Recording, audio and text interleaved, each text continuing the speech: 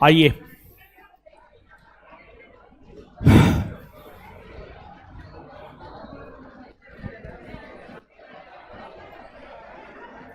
हो गया।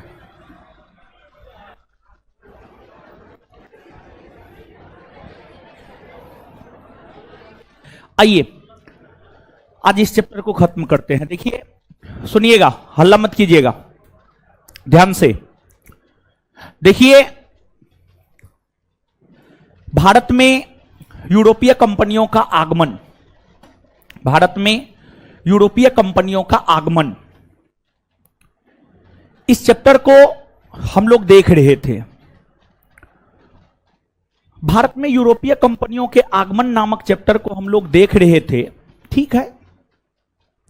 भारत में कई यूरोपीय कंपनियों का आगमन हुआ, जैसे भारत में पुर्तगाली ईस्ट इंडिया कंपनी का आगमन हुआ, फिर भारत में डच ईस्ट इंडिया कंपनी का आगमन हुआ, फिर भारत में ब्रिटिश ईस्ट इंडिया कंपनी का आगमन हुआ, फिर भारत में डेनिश ईस्ट इंडिया कंपनी का आगमन हुआ, फिर भारत में फ्रांसीसी ईस्ट इंडिया कंपनी का आगमन हुआ।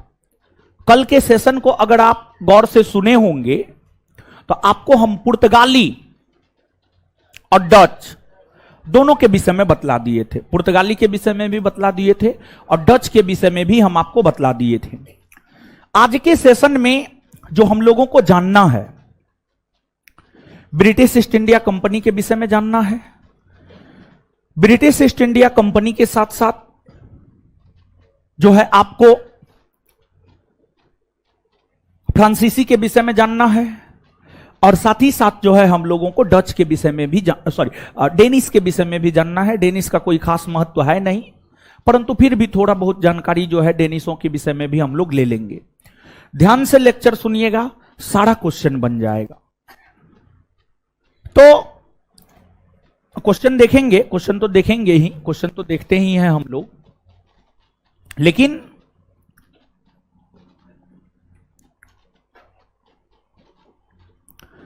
अंग्रेजी ईस्ट इंडिया कंपनी या ब्रिटिश ईस्ट इंडिया कंपनी, अंग्रेजी ईस्ट इंडिया कंपनी या ब्रिटिश ईस्ट इंडिया कंपनी, अंग्रेजी ईस्ट इंडिया कंपनी,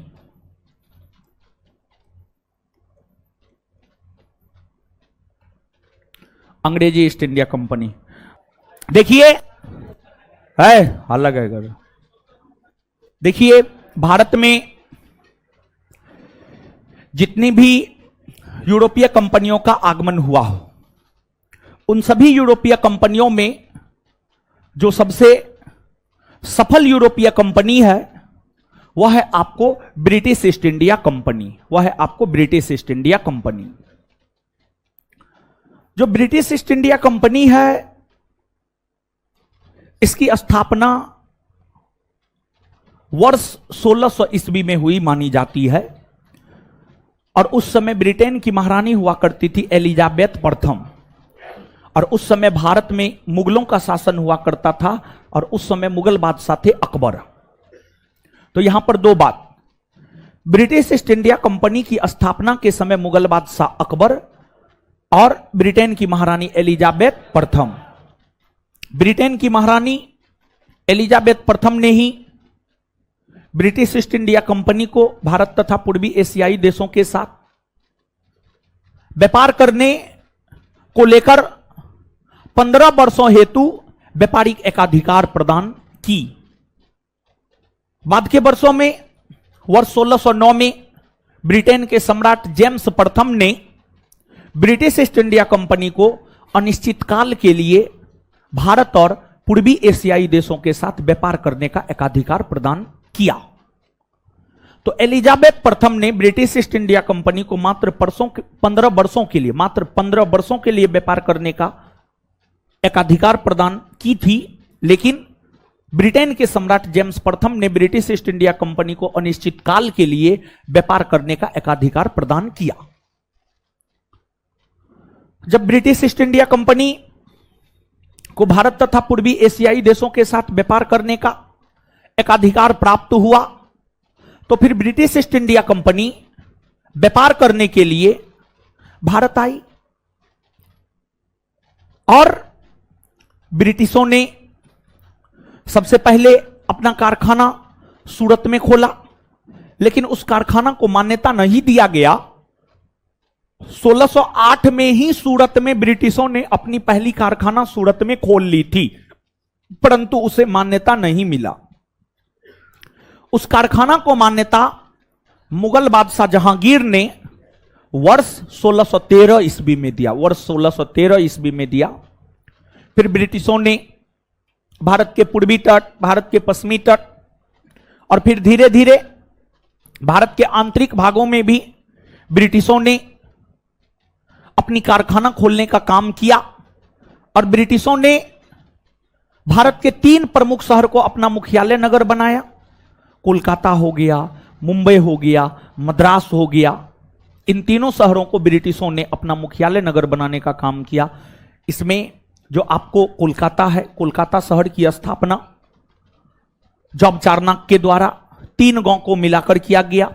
जॉब चार्नक ने सूतानती, कालीकाटा, गोविंदपुर, जॉब चार्नक ने सूतानती, कालीकाटा, गोविंदपुर, इन तीनों शहरों को, इन तीनों गांव को मिलाकर, इन तीनों गांव को मिलाकर जॉब चार्नक ने जो है आपको कोलकाता नामक शहर को बसाया। और अंग्रेजों ने वर्ष 1700 ईस्वी में, 1700 ईस्वी में अंग्रेजों ने कलकत्ता को अपना पहला प्रेसिडेंसी नगर बनाया, कलकत्ता को अपना पहला प्रेसिडेंसी नगर बनाया। और वर्ष 1774 से 1774 1774 1774 से 1911 ईस्वी तक कोलकाता भारत की राजधानी रही है, कोलकाता भारत की राजधानी रही है। फिर अंग्रेजों ने पुर्तगालियों से मुंबई प्राप्त किया। ब्रिटिश राजकुमार चार्ल्स द्वितीय का विवाह जब पुर्तगाली राजकुमारी कैथरीन के साथ हुआ, तो फिर पुर्तगालियों ने बंबई दहेज के तौर पर चार्ल्स द्वितीय को दिया और चार्ल्स द्वितीय ने 10 पाउंड वार्षिक किराया पर बंबई का क्षेत्र ब्रिटिश ईस्ट इंडिया कंपनी को सौंप दिया, ब्रिटिश ईस्ट इंडिया कंपनी को सौंप दिया। ब्रिटिश इस प्रकार मुंबई को भी अपने अधिकार क्षेत्र में किया, मुंबई को भी अपना प्रेसिडेंसी नगर बनाया। फिर ब्रिटिशों ने 1639 ईस्वी में 1639 1639 ईस्वी में ब्रिटिशों ने चंद्रगिरी के राजा से मद्रास को पट्टे पर लिया, मद्रास को रेंट पर लिया, मद्रास को रेंट पर लिया। ये तीनों, कलकत्ता, मुंबई, मद्रास, ये तीनों ब्रिटिशों के मुख्यालय नगर हुआ करते थे। और इन तीनों से इतर ब्रिटिशों ने भारत के आंतरिक भाग को भी अपने कब्जे में किया, जैसे बिहार हो गए, फिर आपको उत्तर प्रदेश हो गए, इन सभी क्षेत्रों पर भी ब्रिटिशों ने कब्जा किया।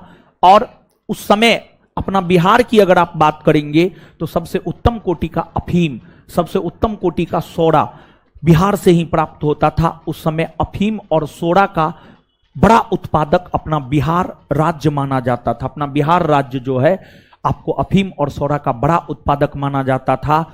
और ब्रिटिशों ने ही बिहार में अपनी कारखाना नहीं खोला, बल्कि ब्रिटिशों के अलावा डचों ने भी बिहार में अपनी कारखाना खोला। डच ने पटना में 1632 ईस्वी में अपना कारखाना खोलने का काम किया था। डचों ने 1632 ईस्वी में अपना कारखाना खोलने का काम किया। और देखिए, जब ब्रिटिश की अगर आप बात करेंगे तो जब ब्रिटिश भारत व्यापार करने के लिए आया था तो मुगल बादशाह ब्रिटिशों तथा ब्रिटिश ईस्ट इंडिया कंपनी में कोई रुचि नहीं लिया।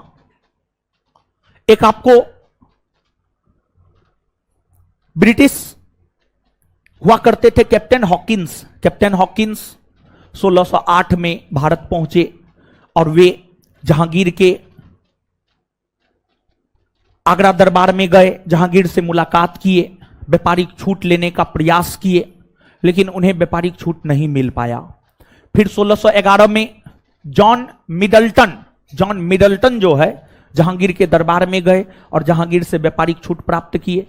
1612 ईस्वी में थॉमस बेस्ट नामक अंग्रेज ने स्वाली नामक स्थान पर, स्वाली गुजरात में पड़ता है, थॉमस बेस्ट नामक अंग्रेज ने 1612 ईस्वी में स्वाली नामक स्थान पर पुर्तगालियों के साथ युद्ध लड़ा, जिस युद्ध को इतिहास में स्वाली का युद्ध कहा जाता है। और उस स्वाली के युद्ध में अंग्रेजों की जीत हुई। और जब स्वाली के युद्ध में अंग्रेजों की जीत हुई तो फिर वहां से मुगल बादशाह ने ब्रिटिश ईस्ट इंडिया कंपनी को घास डालना शुरू किया, अर्थात व्यापारिक छूट देना शुरू किया। उसी क्रम में जहांगीर के दरबार में 1615 में सर टॉमस रो आया, फिर 1617 में एडवर्ड टेरी जहांगीर के दरबार में आए, और ये सभी लोग जहांगीर से व्यापारिक छूट प्राप्त करने में सफलता प्राप्त किया। और जब मुगल बादशाह से भारत में व्यापार करने को लेकर अंग्रेजी ईस्ट इंडिया कंपनी को व्यापारिक छूट प्राप्त हो गया, तत्पश्चात ब्रिटिश ईस्ट इंडिया कंपनी बढ़ चढ़कर भारत में व्यापार करना जो है आपको प्रारंभ कर दी। भारत में बढ़ चढ़कर व्यापार करना प्रारंभ कर दी। बाद के वर्षों में औरंगजेब के समय औरंगजेब और अंग्रेजों के बीच जो है आपको संघर्ष हुआ। और फिर औरंगजेब ने कुछ समय के लिए ब्रिटिशों को निष्कासित कर दिया, फिर 1.5 लाख रुपया जुर्माना लिया और फिर से ब्रिटिशों के व्यापार को भारत में औरंगजेब ने बहाल कर दिया। अगर औरंगजेब वहां पर सख्त निर्णय लेता तो हो सकता था कि अंग्रेजों का भारत में शासन नहीं होता, लेकिन औरंगजेब जो है चंद रुपया जुर्माना के तौर पर लेकर 1.5 लाख रुपया लिया था, 1.5 लाख रुपया जुर्माना के तौर पर लेकर जो है ब्रिटिश ईस्ट इंडिया कंपनी के व्यापार को जो है फिर से बहाल कर दिया। और फिर औरंगजेब के बाद अयोग्य मुगल बादशाह सब पैदा हुए, उसी का फायदा अंग्रेजों ने उठाया। अयोग्य मुगल बादशाहों में आपको एक फर्रुखसियर का नाम आता है। फर्रुखसियर को पीलिया रोग हो गया था, पीलिया रोग, पीलिया जॉन्डिस रोग हो गया था। एक अंग्रेज डॉक्टर हैमिल्टन ने फर्रुखसियर के रोग को ठीक कर दिया। इससे फर्रुखसियर काफी प्रसन्न हुए और फिर फर्रुखसियर ने वर्ष 1717 ईस्वी में अंग्रेजों को व्यापक स्तर पर व्यापारिक छूट दिया। और वर्ष 1717 में फर्रुखसियर ने अंग्रेजों को जो व्यापारिक स्तर पर व्यापारिक छूट दिया, उस व्यापारिक छूट को अंग्रेजों के लिए मैग्ना कार्टा माना जाता है। और फर्रुखसियर द्वारा दिए गए 1717 ईस्वी के व्यापारिक छूट को ब्रिटिश इतिहासकार ओमर्स ने मैग्ना कार्टा की संज्ञा दी है। ब्रिटिश इतिहासकार ओमर्स ने जो है आपको मैग्ना कार्टा की संज्ञा दी है। वहां से तो फिर अंग्रेज और अधिक मजबूत तो हो गया। और फिर अंग्रेजों ने 1757 के प्लासी युद्ध में बंगाल के नवाब सिराजुद्दौला को पराजित किया, बंगाल पर कब्जा किया। बंगाल से काफी अधिक धन संपत्ति की प्राप्ति अंग्रेजों को हुई, और फिर 1764 में बक्सर के युद्ध में फिर से ब्रिटिशों ने भारत की संयुक्त सेना को पराजित किया और फिर भारत में शासन प्रशासन अंग्रेजों ने करना शुरू कर दिया। इसके बाद अंग्रेजों के बाद डेनिश लोग भारत आए। डेनमार्क के निवासी को डेनिश कहा जाता था। डेनमार्क के निवासी को डेनिश कहा जाता था। और जो डेनिश ईस्ट इंडिया कंपनी है वह 1616 ईस्वी में स्थापित हुई। 1616 ईस्वी में डेनिश ईस्ट इंडिया कंपनी की स्थापना हुई। और डेनिश ईस्ट इंडिया कंपनी अपना पहला व्यापारिक कोठी 1620 में जो है ट्रेंकोबार में खोला, 1676 में सेरामपुर में खोला। लेकिन डेनिश लोग भारत में सफल नहीं हो पाए। डेनिश लोग कुछ ही वर्षों बाद अपनी सारी फैक्ट्रियां अंग्रेजों के हाथ बेचकर वापस अपने देश चले गए। फिर डेनिशों के बाद फ्रांसीसी ईस्ट इंडिया कंपनी का भारत आगमन हुआ और जितनी भी प्रमुख यूरोपीय कंपनी का भारत आगमन हुआ है। और याद रखिएगा, ऐसा नहीं है कि सिर्फ पुर्तगाली, डच, ब्रिटिश, फ्रांसीसी, डेनिश कंपनी का ही भारत आगमन हुआ था, ऐसी कोई बात नहीं थी। और भी कई सारी यूरोपीय कंपनियों का भारत आगमन हुआ था, लेकिन वे सभी यूरोपीय कंपनी भारत में सफल नहीं हो पाई। वे सभी यूरोपीय कंपनी भारत में असफल हो गई। और यही कारण है कि उन यूरोपीय कंपनियों के विषय में हम लोग नहीं पढ़ते हैं। जितनी प्रमुख यूरोपीय कंपनी भारत आई, जैसे एक बात जानिए आप, यहां पर ब्रिटिश ईस्ट इंडिया कंपनी के आगमन से पहले ब्रिटेन की एक और कंपनी भारत आ चुकी थी व्यापार करने के लिए।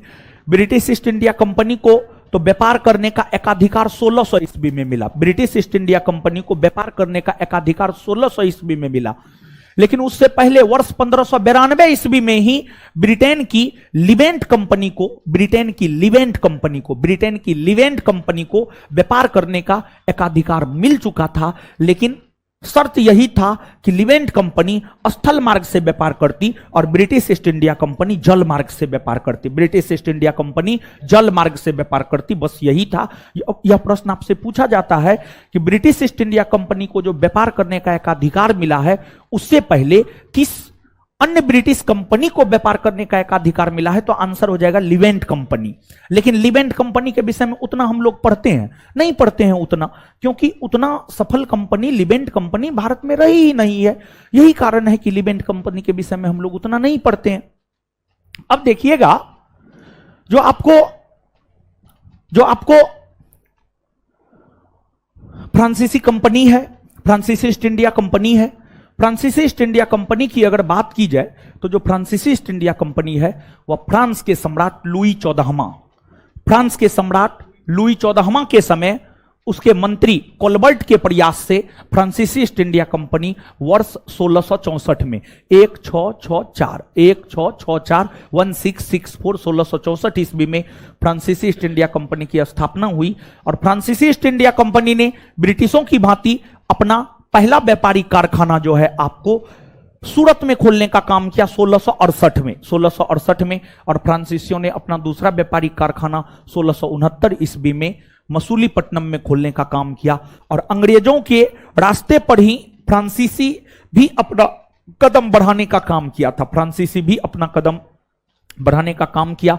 और फ्रांसीसियों ने पांडिचेरी को अपना मुख्यालय नगर बनाया। और एक फ्रांसीसी अधिकारी हुआ करते थे, उनका नाम था फ्रांसिस मार्टिन नामक फ्रांसीसी अधिकारी ने ही पांडिचेरी की नींव रखी। और पांडिचेरी का प्रथम फ्रांसीसी गवर्नर भी फ्रांसिस मार्टिन ही बने। और फिर पांडिचेरी को अपना मुख्यालय नगर बना करके फ्रांसीसी भारत में व्यापार करना शुरू किया। और एक फ्रांसीसी गवर्नर बनकर आया था, उनका नाम था डुप्ले ने ही पहली बार भारत की राष्ट्रीय राजनीति में प्रवेश किया। डुप्ले ने ही जो है आपको पहली बार भारत की राष्ट्रीय राजनीति में प्रवेश किया। भारत के राजाओं के जो आपसी झगड़े होते थे उसमें सर्वप्रथम हाथ बटाने का काम जो है आपको डुप्ले ने ही किया था। और डुप्ले को ही भारत में सहायक संधि का जन्मदाता माना जाता है। और भारत में भले अनेकों यूरोपीय कंपनी का आगमन हुआ हो, लेकिन उन यूरोपीय कंपनियों में दो कंपनी की राजनीतिक महत्वाकांक्षाएं हिलकोर मार रही थी। और जो दो यूरोपीय कंपनी की राजनीतिक महत्वाकांक्षाएं हिलकोर मार रही थी, वो था ब्रिटिश ईस्ट इंडिया कंपनी और दूसरी फ्रांसीसी ईस्ट इंडिया कंपनी। दोनों कंपनी राजनीतिक तौर पर भारत पर अपना अधिकार करना चाहता था। चाहती थी, भारत को अपने शासन में लेना चाहती थी। तो दोनों का लक्ष्य एक ही था। दोनों का लक्ष्य यह था कि भारत पर राजनीतिक तौर पर अधिकार करना दोनों का लक्ष्य था। और इसीलिए दोनों यूरोपीय कंपनी के बीच हमेशा संघर्ष होते रहता था। और दोनों यूरोपीय कंपनी के बीच जो संघर्ष हुआ है, उस संघर्ष को इतिहास में कहा जाता है कर्नाटक का युद्ध कहा जाता है। और कर्नाटक के युद्ध की अगर आप बात करेंगे, 3 कर्नाटक के युद्ध हुए हैं। प्रथम कर्नाटक का युद्ध 1746 से 48। प्रथम कर्नाटक युद्ध का तत्कालिक कारण था अंग्रेजों द्वारा फ्रांसीसी जहाज का अधिग्रहण किया जाना। प्रथम कर्नाटक युद्ध का तत्कालिक कारण था। और प्रथम कर्नाटक युद्ध ऑस्ट्रिया के उत्तराधिकारी युद्ध से प्रभावित था। और ऑस्ट्रिया के उत्तराधिकारी युद्ध की समाप्ति एक्सला-सापल के संधि के तहत हुई है। उसी संधि के तहत जो है प्रथम कर्नाटक युद्ध की भी समाप्ति हुई है। फिर द्वितीय कर्नाटक युद्ध 1749 से 54, यह युद्ध पांडिचेरी के संधि के तहत समाप्त हुआ है। फिर तृतीय कर्नाटक युद्ध 1756 से 63, यह युद्ध जो है आपको यह युद्ध जो है आपको पेरिस के संधि के तहत समाप्त हुआ है। पेरिस के संधि के तहत जो है आपको समाप्त हुआ है। और भले ही फ्रांसीसी ईस्ट इंडिया कंपनी की राजनीतिक महत्वाकांक्षाएं काफी बढ़ी हुई थी, लेकिन फ्रांसीसी ईस्ट इंडिया कंपनी अपने लक्ष्य को प्राप्त करने में सफल नहीं हो पाई। भारत में अपने लक्ष्य को प्राप्त करने में एकमात्र कंपनी सफल हो पाई है, वह है British East India company. British East India company जो चाहा, जैसे चाहा वैसे भारत में राज किया, भारत पर शासन किया, भारतीयों का शोषण किया, भारतीयों का शोषण किया, भारत पर शासन भी किया और भारतीयों का शोषण भी किया। और ब्रिटिश भारतीयों को कहता था, भारतीयों को डराता था, राज करना है तो सामने वाले को डराना होगा, बिना डराए हुए आप सामने वाले पे राज नहीं कर सकते हैं। अंग्रेज इस बात को समझते थे और अंग्रेजों ने भारतीयों को डराने का काम किया। अंग्रेजों ने भारतीयों को डराने का काम किया, भारतीयों को डराने का काम किया, भारतीयों को डराने का काम किया, डराने का काम किया। और अंग्रेज कहा करता था भारतीयों को कि ईश्वर ने हमें भेजा है आपको सभ्य बनाने के लिए, आपको सभ्य बनाने के लिए ईश्वर ने हमें भेजा है, आप लोग असभ्य है, आपको कोई तौर तरीका मालूम नहीं है। जबकि आप विश्वास मानिए, विश्व की प्रथम सभ्यता में ब्रिटेन के किसी सभ्यता का नाम आता ही नहीं है। विश्व की प्राचीनतम सभ्यता में अपनी सभ्यता हड़प्पा सभ्यता का नाम आता है। और उस समय भारत सबसे विकसित हुआ करता था, उस समय भारत सबसे विकसित हुआ करता था। और बताइए, भारत जैसे विकसित देश के नागरिकों को ब्रिटेन वासी कहा करते थे कि आप सभ्य नहीं है, हम तो आपको सभ्य बनाने के लिए आए हैं। समझ गए? तो खैर ठीक है, कहता था, कहने दीजिए, समझ गए, अच्छी बात है, क्लियर है। अब आइए हम लोग क्वेश्चन को डील करते हैं। ठीक है, ये क्वेश्चन,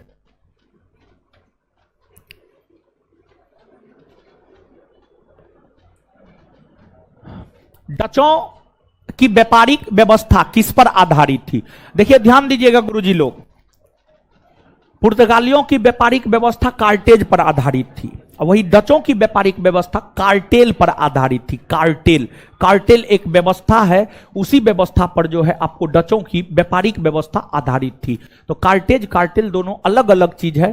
पुर्तगाली कहेगा तो कार्टेज हो जाएगा और डच कहेगा तो कार्टेल हो जाएगा। आगे है, डच राजा मार्तंड वर्मा से किस युद्ध में पराजित होने के कारण उसकी राजनीति केरल में समाप्त हो गई? देखिए इस क्वेश्चन को समझिएगा। जैसे भारत से डचों का पतन बेदरा के युद्ध से हुआ, बेदरा के युद्ध में अंग्रेजों ने डचों को पराजित किया, अंग्रेजों ने डचों को भारत से बाहर कर दिया। जैसे बेदरा के युद्ध से अंग्रेजों ने डचों को बाहर कर दिया, उसी प्रकार से केरल के राजा मार्तंड वर्मा ने डचों को किस युद्ध में पराजित कर डचों को केरल से बाहर कर दिया? तो केरल के राजा मार्तंड वर्मा ने डचों को कोलाचेल के युद्ध में, डचों को कोलाचेल के युद्ध में, और जो कोलाचेल का युद्ध है ये 1741 में हुआ है। कोलाचेल का युद्ध 1741 में हुआ है। 1741 में होने वाले कोलाचेल के युद्ध में केरल के राजा मार्तंड वर्मा ने डचों को पराजित कर डचों की राजनीति को केरल से समाप्त कर दिया, अर्थात डचों को केरल से बाहर कर दिया।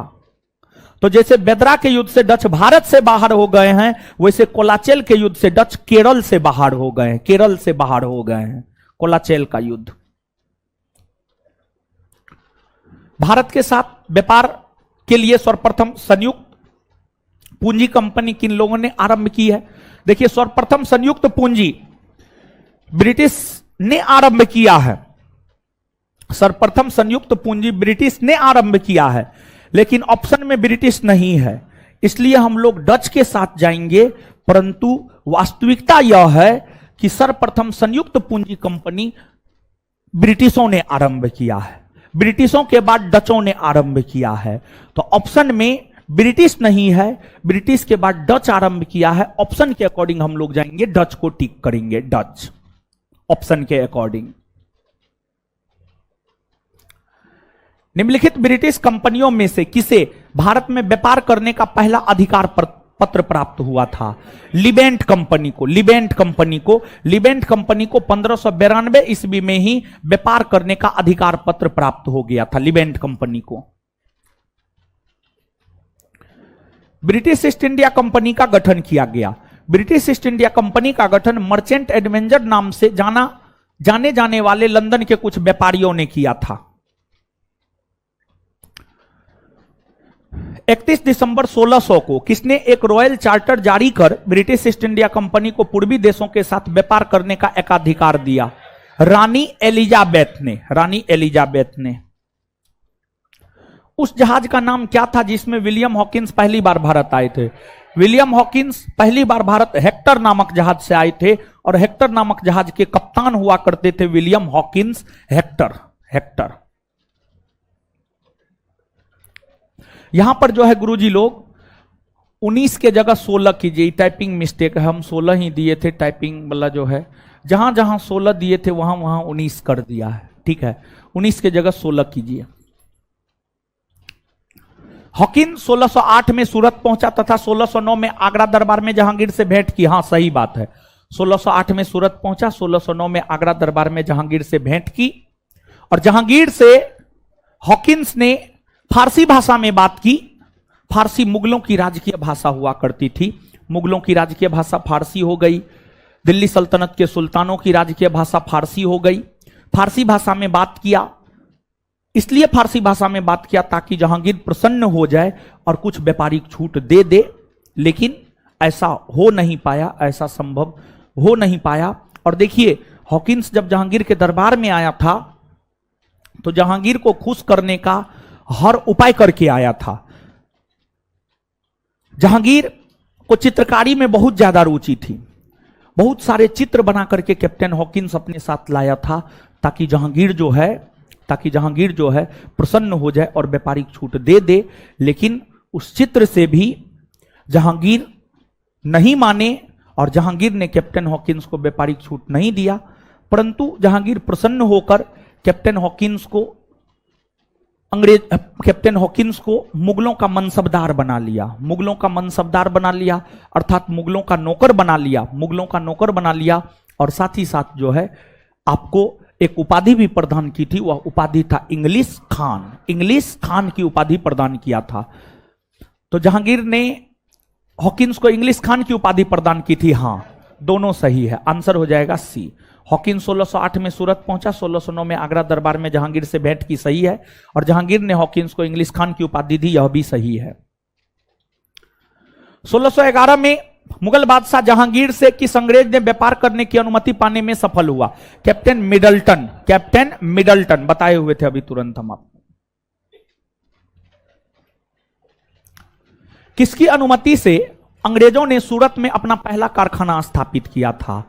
अंग्रेजों ने सूरत में अपना पहला कारखाना जहांगीर के अनुमति से स्थापित किया था। जहांगीर। निम्नलिखित में से किस अंग्रेज अधिकारी ने पुर्तगाली को स्वाली के स्थान पर हराया था? पुर्तगाली को स्वाली के स्थान पर हराया था थॉमस बेस्ट ने।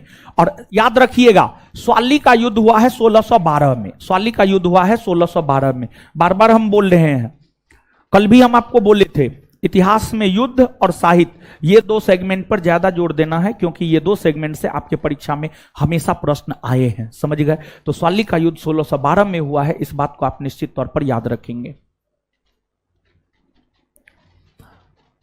निम्न में से कौन इंग्लैंड के सम्राट जेम्स प्रथम का राजदूत बनकर 1615 ईस्वी में मुगल बादशाह जहांगीर के अजमेर दरबार में पहुंचा था? सम्राट जेम्स प्रथम का राजदूत बनकर 1615 में मुगल बादशाह जहांगीर के अजमेर दरबार में आया था सर टॉमस रो। और मिडल्टन तो थोड़ा बहुत व्यापारिक छूट ले पाया। प्रथम ब्रिटिश अधिकारी सर टॉमस रो हुए जो मुगल बादशाह जहांगीर से व्यापक स्तर पर, बड़े स्तर पर व्यापारिक छूट लेने में सफलता हासिल किया, बड़े स्तर पर व्यापारिक छूट लेने में सफलता हासिल किया सर टॉमस रो। निम्नलिखित में से कौन अंग्रेज जहांगीर के समय भारत नहीं आया था? देखिए इसमें रॉल्फिंच जहांगीर के समय भारत नहीं आया था। रॉल्फिंच जो है आपको अकबर के समय भारत आया था। रॉल्फिंच जो है आपको अकबर के समय भारत आया था। इसके अलावे William Hawkins, sir Thomas Roe, Edward Terry, ये सभी के सभी जहांगीर के समय भारत आए थे। यहां पर भी जहां जहां 16 है, जहां जहां 19 है, वहां पर 16 कीजिए गुरुजी लोग। जहां जहां 19 है वहां वहां 16 कीजिए। कर लिए? मिलान करें, सूची 1 सूची 2। अंग्रेजों द्वारा स्थापित कंपनी और स्थापना वर्ष। अंग्रेजों ने हुगली में अंग्रेजी कंपनी की स्थापना कब की? अंग्रेजों ने हुगली में कंपनी की स्थापना या कारखाना की स्थापना वर्ष 1651 में किया। मद्रास में 1639 में किया, 1639। सूरत में ऐसे तो 1608 में हो गया था, लेकिन मान्यता 1613 में मिला है। मसूलीपट्टनम में 1611 में, और ओडिशा के बालासोर में 1633 में। ओडिशा के बालासोर में 1633 में। तो क्या होगा? क्या नंबर होगा? चलिए गुरुजी लोग, ये याद रखना जरूरी है। आइए इसको याद करते हैं, डाटा है, याद करना पड़ेगा। अंग्रेजों ने हुगली में अपनी कारखाना कब स्थापित?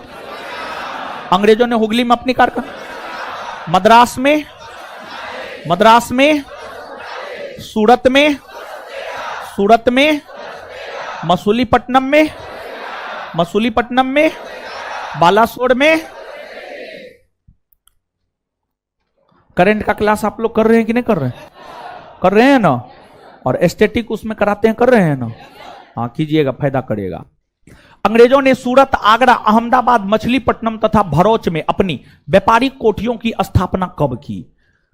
कब की नहीं, कब तक की। इसमें तक शब्द जोड़िए। कब तक की, कब तक की, कब तक की। आंसर हो जाएगा 1623।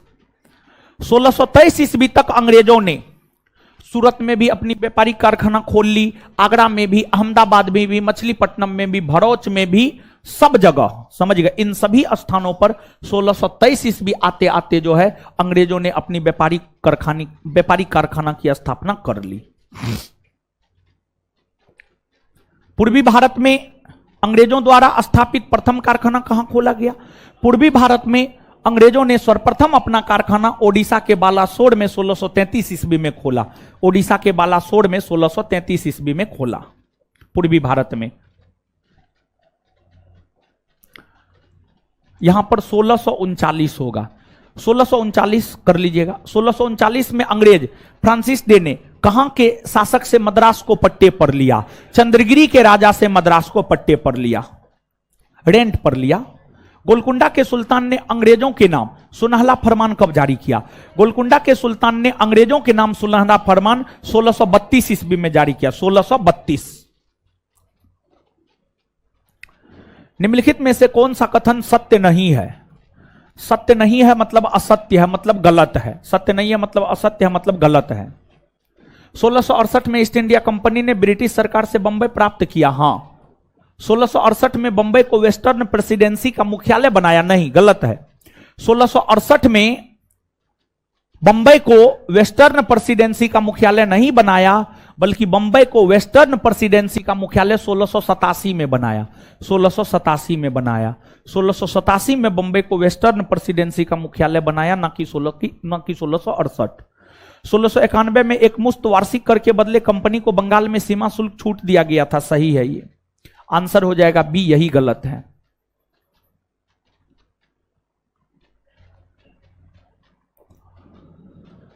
किस बादशाह के आदेश पर मुगल सेना ने 1686 में हुगली पर आक्रमण कर अंग्रेजों को निकाल बाहर किया था?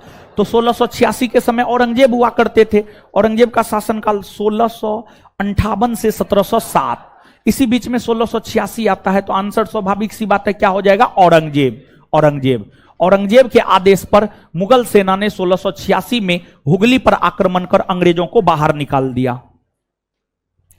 किस मुगल बादशाह ने अंग्रेजों से 1.5 लाख रुपया मुआवजा के तौर पर वसूल किए थे? औरंगजेब।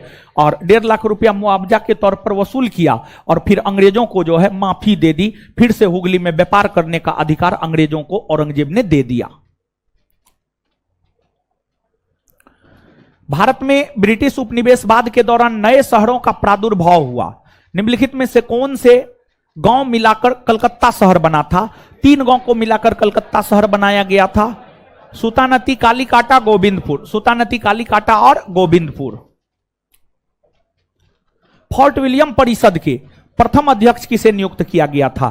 फोर्ट विलियम परिषद का प्रथम अध्यक्ष चार्ल्स आयर को नियुक्त किया गया था। चार्ल्स आयर, चार्ल्स आयर, सुधार लीजिएगा आयर में। निम्न कथनों पर विचार करें। कलकत्ता को अंग्रेजों ने 1700 में पहला प्रेसिडेंसी नगर घोषित किया। हां, कलकत्ता को अंग्रेजों ने 1700 ईस्वी में पहला प्रेसिडेंसी नगर घोषित किया था, सही बात है। कलकत्ता 1774 से 1911 तक ब्रिटिश भारत की राजधानी रही है। हां, सही बात है। ये भी कौन कौन सही है? 1 और 2 दोनों, आंसर सी। मुगल सम्राट फर्रुखसियर का इलाज करने वाले कंपनी डॉक्टर का क्या नाम था? William Hamilton. William Hamilton. निम्नलिखित में से किस ब्रिटिश इतिहासकार ने फर्रुखसियर द्वारा ब्रिटिश कंपनी को जारी फरमान को कंपनी का महाधिकार पत्र कहा? ऑमर्स। ऑमर्स। 18वीं शताब्दी के मध्य ब्रिटिश इंग्लिश ईस्ट इंडिया के द्वारा बंगाल से निर्यात प्रमुख पण्य पदार्थों क्या थे? यानी 18वीं सदी में ब्रिटिश ईस्ट इंडिया कंपनी के द्वारा बंगाल से कौन कौन से वस्तु को निर्यात किया जाता था, मतलब बाहर भेजा जाता था, बाहर भेजा जाता था। तो 18वीं सदी के मध्य में British East India Company Bengal से कपास, रेशम, सोडा, अफीम, इन वस्तुओं को जो है निर्यात करने का काम किया करता था। आंसर डी हो जाएगा। निम्न कथनों पर विचार कीजिए। अंग्रेजों के बाद भारत आने वाले यूरोपीय कंपनी डेनिश थी। हां, अंग्रेजों के बाद डेनिश आए हैं। डेनिश लोग 1616 में आए हैं, सही बात है। डेनिशों ने 1620 में ट्रेंकोबार तथा 1676 से रामपुर बंगाल में अपनी फैक्ट्रियां स्थापित की। हां, यह कंपनी भारत में अपनी स्थिति मजबूत करने में असफल रही। हां, सही है। कौन सा सही है? डी, 1, 2 और 3। डेनिश ईस्ट इंडिया कंपनी ने किस वर्ष अपनी सारी फैक्ट्री अंग्रेजों को बेचकर चली गई? 1745। फ्रांसीसी ईस्ट इंडिया कंपनी स्थापित हुई लुई 14वां के शासनकाल में। लुई 14वां। निम्नलिखित में से किसे भारत में फ्रांसीसी कंपनी का संस्थापक माना जाता है? भारत में फ्रांसीसी कंपनी का संस्थापक लुई 14वां के प्रधानमंत्री या वित्त मंत्री कॉलबर्ट को माना जाता। कॉलबर्ट। भारत में फ्रांसीसियों ने अपना सबसे पहला कारखाना किसके नेतृत्व में खोला? भारत में फ्रांसीसियों ने अपना सबसे पहला कारखाना फ्रैंकोइस केरो के नेतृत्व में वर्ष 1668 ईस्वी में सूरत में खोला। फ्रैंकोइस केरो के नेतृत्व में वर्ष 1668 ईस्वी में सूरत में खोला। फ्रांसीसियों ने मसूलीपट्टनम में अपनी दूसरी व्यापारिक कोठी कब स्थापित की? तो फ्रांसीसियों ने मसूलीपट्टनम में अपनी दूसरी व्यापारिक कोठी 1669 में खोला। 1774 में पांडिचेरी की स्थापना किसने की? पांडिचेरी की स्थापना फ्रैंको मार्टिन ने की। निम्न में कौन सा कथन गलत है? निम्न में कौन सा कथन गलत है? पांडिचेरी में फ्रांसीसियों द्वारा पोर्ट लुई नामक किला बनवाया गया, सही है ये। वलीकोंडापुरम के सूबेदार शेर खां लोदी से फ्रैंको मार्टिन ने कुछ गांव प्राप्त किए जिसे कालांतर में पांडिचेरी के नाम से जाना गया, सही है ये भी। चंद्रनगर में फोर्ट और लियंस का किला की स्थापना अंग्रेजों ने की थी, नहीं, गलत है ये। चंद्रनगर में फोर्ट और लियंस का किला अंग्रेजों ने स्थापित नहीं किया था, बल्कि यह किला फ्रांसीसियों ने स्थापित किया था। फ्रांसीसियों ने स्थापित किया था। यही गलत है। अंग्रेज और फ्रांसीसियों के बीच 3 युद्ध हुए जिन्हें कर्नाटक युद्ध के नाम से जाना जाता। हां, सही है। आंसर हो जाएगा सी। फ्रांसीसियों ने किस वर्ष मॉरिशस पर अधिकार प्राप्त किया? फ्रांसीसियों ने 1721 ईस्वी में मॉरिशस पर अधिकार कर लिया। कौन सा कथन सही है? कलकत्ता के संस्थापक जॉब चार्नक, सही है। पांडिचेरी के प्रथम फ्रांसीसी गवर्नर फ्रैंको केरो, नहीं, पांडिचेरी के प्रथम फ्रांसीसी गवर्नर फ्रैंको केरो नहीं थे, बल्कि फ्रांसिस मार्टिन थे। फ्रांसिस मार्टिन थे। इसके बाद मुगल सम्राट फर्रुखसियर से विशेष व्यापारिक सुविधा प्राप्त करने वाले शिष्टमंडल के मुखिया जॉन सुरमन थे। हाँ, फर्रुखसियर से व्यापारिक छूट लेने को लेकर एक शिष्टमंडल फर्रुखसियर के दरबार में गया था, उसका नेतृत्व जॉन सुरमन कर रहा था। सही बात है। ये कौन कौन सही है? 1 और 3। 30 सितंबर 1716 को मुगल बादशाह फर्रुखसियर द्वारा ब्रिटिश कंपनी के नाम जारी फरमान के संबंध में क्या सही है? इसके द्वारा कंपनी को केवल 3000 रुपया के वार्षिक खराज पर निःशुल्क व्यापार करने का अधिकार मिला। हाँ। इसके द्वारा कलकत्ता के आसपास के गांवों को किराए पर खरीदने की अनुमति मिली। हाँ। इसके द्वारा बंगाल के शाही मुद्रणालय में सिक्का ढालने की अनुमति मिली। हाँ। आंसर हो जाएगा उपर्युक्त में सभी। 17वीं शताब्दी के पहले चतुर्थार्थ में, 17वीं शताब्दी के पहले चतुर्थार्थ में का मतलब हुआ 1625 ईस्वी तक।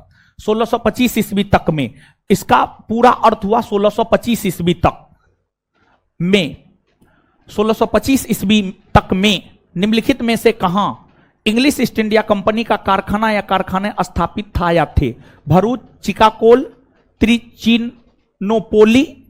इसमें से 1625 ईस्वी में सिर्फ और सिर्फ 1625 ईस्वी तक में सिर्फ और सिर्फ भरूच में अंग्रेजों ने अपनी व्यापारिक कोठी खोली थी। चिकाकोल और त्रिचिनोपोली में नहीं खोल पाया था। आंसर हो जाएगा केवल 1। भारत में यूरोपीय शक्तियों के प्रवेश में कौन सा कथन सत्य नहीं है? मतलब कौन सा कथन गलत है? कौन सा कथन गलत है? पुर्तगालियों ने 1499 ईस्वी में गोवा पर कब्जा किया था। नहीं, गलत है। पुर्तगालियों ने 1499 ईस्वी में गोवा पर कब्जा नहीं किया था, बल्कि पुर्तगालियों ने 1510 ईस्वी में गोवा पर कब्जा किया था।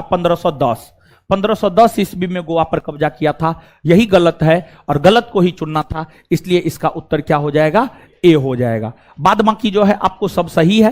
अंग्रेजों ने दक्षिण भारत में अपना पहला कारखाना मछलीपट्टनम या मसूलीपट्टनम में लगाया। सही है। पूर्वी भारत में अंग्रेजी कंपनी ने 1633 में उड़ीसा में अपना पहला कारखाना लगाया। ये भी सही है। डुप्ले के नेतृत्व में फ्रांसीसियों ने 1746 में मद्रास पर कब्जा किया। ये भी सही है। ये तीनों स्टेटमेंट सही है। गलत था केवल 1। आंसर केवल 1 हो जाएगा। आगे, भारत में फ्रांसीसियों ने अपना पहला कारखाना निम्न स्थानों में कहां लगाया? भारत में फ्रांसीसियों ने अपना पहला कारखाना सूरत में लगाया। देखिए, अंग्रेज और फ्रांसीसी दोनों ने अपना पहला कारखाना सूरत में ही लगाया। अंग्रेजों ने भी अपना पहला कारखाना सूरत में ही लगाया और फ्रांसीसियों ने भी अपना पहला कारखाना सूरत में ही लगाया। निम्नलिखित में से किन स्थानों पर डचों ने अपने व्यापारिक अड्डे स्थापित किए?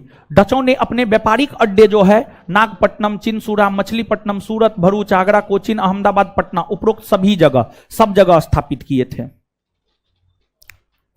लंदन में ब्रिटिश ईस्ट इंडिया कंपनी के गठन के समय भारत का निम्नलिखित में से कौन बादशाह था? 1600 ईस्वी में लंदन में ब्रिटिश ईस्ट इंडिया कंपनी की स्थापना हुई थी। उस समय मुगल बादशाह हुआ करते थे अकबर। अकबर का शासनकाल है 1556 से 1605। तो इसी बीच में आता है 1600 ईस्वी, और 1600 ईस्वी में ही लंदन में ब्रिटिश ईस्ट इंडिया कंपनी की स्थापना हुई थी, अर्थात आंसर हो जाएगा अकबर। मध्यकाल में सर्वप्रथम भारत से व्यापार संबंध स्थापित करने वाले थे।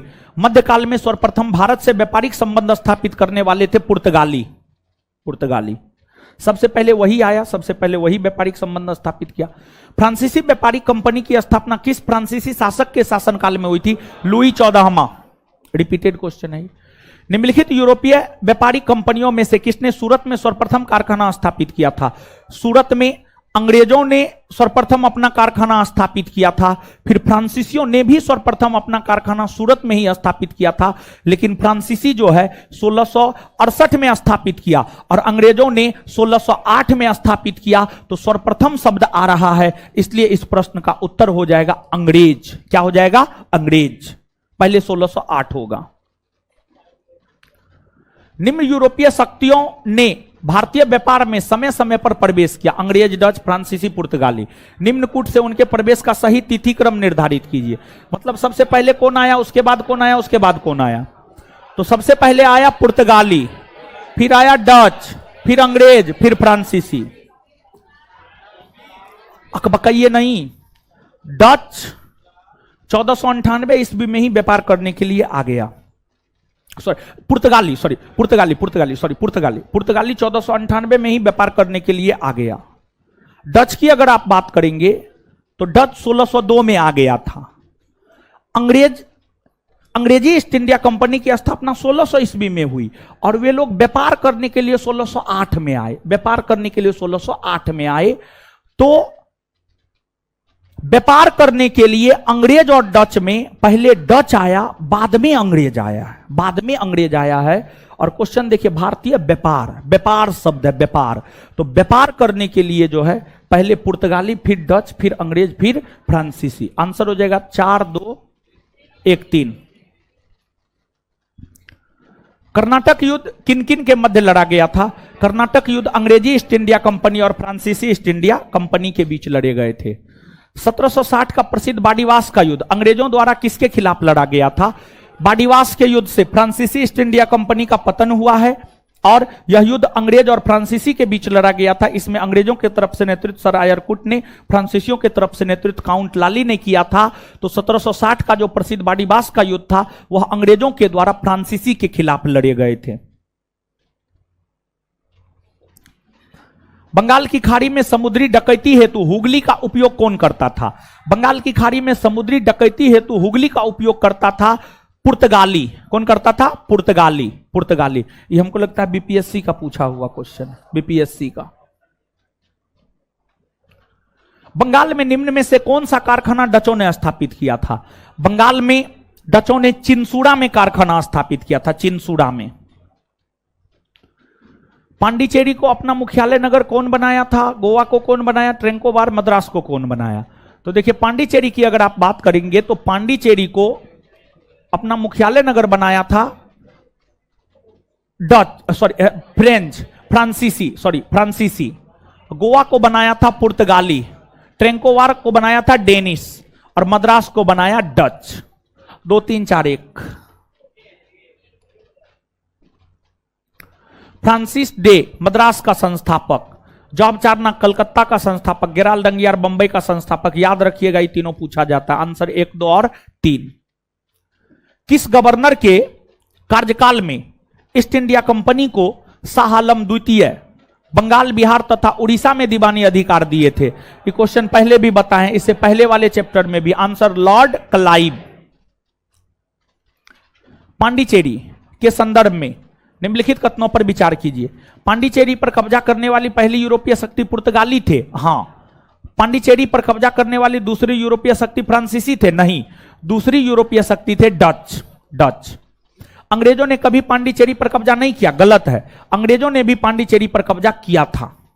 कौन सा सत्य है? केवल एक। समुद्री यात्री और देश, वास्को डी गामा पुर्तगाल के थे, क्रिस्टोफर कोलंबस स्पेन के थे, मूलतः थे इटली के, लेकिन स्पेन के नाविक के तौर पर जो है भारत का खोज करने को निकला, लेकिन अमेरिका का खोज कर डाला।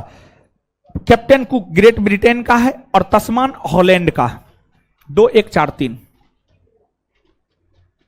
बी। निम्न में से किस स्थान पर भारत में प्रथम नगर निगम स्थापित किया गया?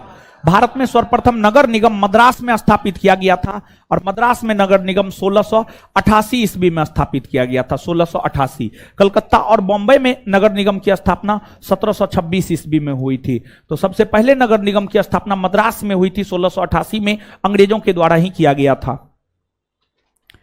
भारत के साथ व्यापार के लिए सर्वप्रथम संयुक्त पूंजी कंपनी किन लोगों ने आरंभ की थी? ऑप्शन के अकॉर्डिंग जाइएगा तो डच। रिपीटेड क्वेश्चन है, इससे पहले भी आया था। निम्नलिखित कथनों में से कौन सा एक सही है? देखिए, इसमें 4 स्टेटमेंट है, उसमें से सिर्फ एक सही है, उसी को चुनना है। आधुनिक कोची भारत की स्वतंत्रता तक डच उपनिवेश था। गलत है ये। डचों ने पुर्तगालियों को पराजित किया और आधुनिक कोची में उन्होंने फोर्ट विलियम का निर्माण किया। सही है ये। आधुनिक कोची पहले डच उपनिवेश था जिस पर बाद में पुर्तगालियों का अधिकार हो गया। नहीं, आधुनिक कोची पर पहले पुर्तगाली का अधिकार था, बाद में डच का अधिकार हुआ। गलत है ये। आधुनिक कोची कभी भी ब्रिटिश उपनिवेश का भाग नहीं था। गलत है, कोची ब्रिटिश उपनिवेश का भाग रहा है। तो इसमें सही है केवल बी।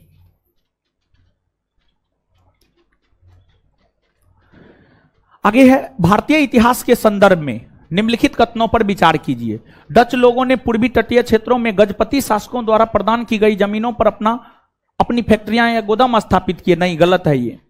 अल्फांसो दी अल्बुकर्क ने बीजापुर सल्तनत से गोवा छीन लिया। सही है ये, 1510 में। अंग्रेजी ईस्ट इंडिया कंपनी ने मद्रास में विजयनगर साम्राज्य के एक प्रतिनिधि से पट्टे पर ली गई जमीन के एक प्लॉट पर फैक्ट्री स्थापित की। सही है ये। यूपीएससी 2022 का ये पूछा हुआ क्वेश्चन है, यूपीएससी 2022। केवल 2 और 3 सही है।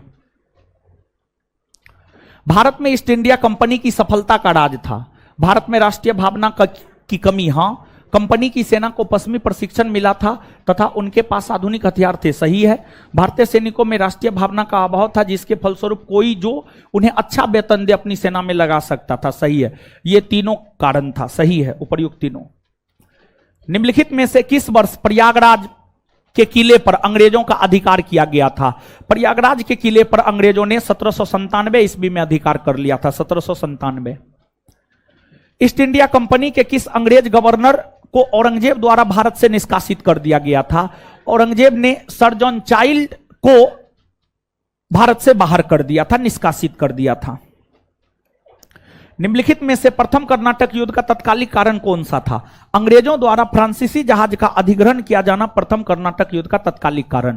प्रथम कर्नाटक युद्ध, प्रथम कर्नाटक युद्ध एक्सलासापल की संधि के तहत समाप्त हुआ।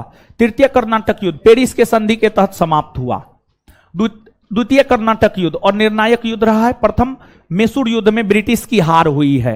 समझ गए। 4-1-3-2।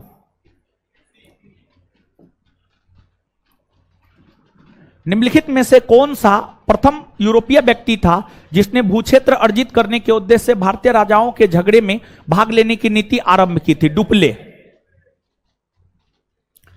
भारत में फ्रांसीसियों ने अपना सबसे पहला कारखाना कहां लगाया था? सूरत में। रिपीटेड क्वेश्चन है ये। डच ईस्ट इंडिया कंपनी ने किस वर्ष अपनी फैक्ट्री पटना में स्थापित की? 1632। 1632। फ्रांसीसी दक्कन में शक्ति आंदोलन स्थापित करने में असफल रहे क्योंकि अंग्रेजों की फौज शक्तिशाली थी, इसलिए। उस क्षेत्र की पहचान करें जहां से यूरोप वासियों को सर्वोत्तम सोडा और अफीम प्राप्त होता था। बिहार। अंग्रेजी शासनकाल में भारत का कौन सा क्षेत्र अफीम उत्पादन हेतु प्रसिद्ध था? बिहार। निम्नलिखित यूरोपियों में से कौन सा एक स्वतंत्रता पूर्व भारत में व्यापारी के रूप में सबसे अंत में आए? डच 1602, अंग्रेजी 1608 में आया, पुर्तगाली 1498, फ्रांसीसी 1664। तो सबसे अंत में आया है फ्रांसीसी। निम्नलिखित पर विचार कीजिए। मृदा के स्वरूप तथा उपज के गुणों के आधार पर भूमि राजस्व का मूल्यांकन, युद्ध में चलती फिरती तोपों का उपयोग, तंबाकू और लाल मिर्च की खेती। उपर्युक्त में से कौन सा यह से सही है? मतलब इसमें से कौन ऐसा है जो अंग्रेजों का देन है, और इसमें से कोई भी ऐसा चीज नहीं है जो अंग्रेजों का देन है। समझ गए। आंसर हो जाएगा कोई भी नहीं। देखिए ध्यान दीजिएगा, मृदा के स्वरूप तथा उपज के गुणों के आधार पर भूमि राजस्व का मूल्यांकन या भूमि राजस्व का निर्धारण शेरशाह सूरी और अकबर के समय ही होने प्रारंभ हो गए थे। तो इसलिए ये जो है अंग्रेजों का देन नहीं है। दूसरी बात, युद्ध में चलती फिरती तोपों का प्रयोग यह भी मुगल काल में ही आरंभ हो गया था, यह भी अंग्रेजों की देन नहीं है। मुगल काल की स्थापना 1526 में हुई है, जबकि अंग्रेजी ईस्ट इंडिया कंपनी की स्थापना हुई है 1600 में। ये लोग आए हैं 1608 में व्यापार करने के लिए, तो ये सब चीज तो मुगल काल में ही हो गए थे। तंबाकू और लाल मिर्च की खेती यह पुर्तगाली के द्वारा शुरू किया गया था, यह अंग्रेज नहीं बल्कि पुर्तगाली के द्वारा शुरू किया गया था। तो इसमें से कुछ भी अंग्रेजों की देन नहीं है, अर्थात इसका आंसर हो जाएगा कोई भी नहीं। क्वेश्चन ये अस्पष्ट है, इसमें एक लाइन आप जोड़िए कहीं पर भी, जहां पे हम बोल रहे हैं वहां पे जोड़िएगा। उपर्युक्त में से कौन सा या से अंग्रेजों की देन है? अंग्रेजों की देन है, अंग्रेजों की देन है, इसको जोड़ लीजिए। उपर्युक्त में से कौन सा या से अंग्रेजों की देन है? तो ना तो 1, ना 2, ना 3, कोई भी अंग्रेज का देन नहीं है। 3 पुर्तगाली, और ये दोनों तो मुगल काल में ही प्रारंभ हो गए थे, इसलिए ये दोनों अंग्रेजों का देन नहीं है। 3 भी अंग्रेजों का देन नहीं है। आंसर हो जाएगा कोई भी नहीं। स्टेटमेंट है, याद रख लीजिएगा। किसने ईस्ट इंडिया कंपनी के बारे में यह टिप्पणी की कि कंपनी एक असंगति है, परंतु यह उस व्यवस्था का भाग है जहां सब कुछ ही असंगत है। यह statement British East India company को लेकर टीबी मैकाले ने दिया है। भारत में अंग्रेजों की सफलता तथा फ्रांसीसियों की असफलता के कारण के संदर्भ में निम्नलिखित कथनों में कौन सा या से सही है? अंग्रेजों को बंगाल विजय के उपरांत अपार धन एवं जनशक्ति का मिलना, सही है ये। अंग्रेजों की बेहतर नौसैनिक ताकत, ये भी सही है। दोनों, यही दो कारण थे जिस वजह से अंग्रेज भारत में सफल रहे, फ्रांसीसी असफल हो गए। चलिए, 2 नंबर खत्म हो गया है। इसके बाद जो है घर पे रिवीजन कर लीजिएगा। आज सेम डे में जाकर के आप रिवीजन कर लीजिएगा।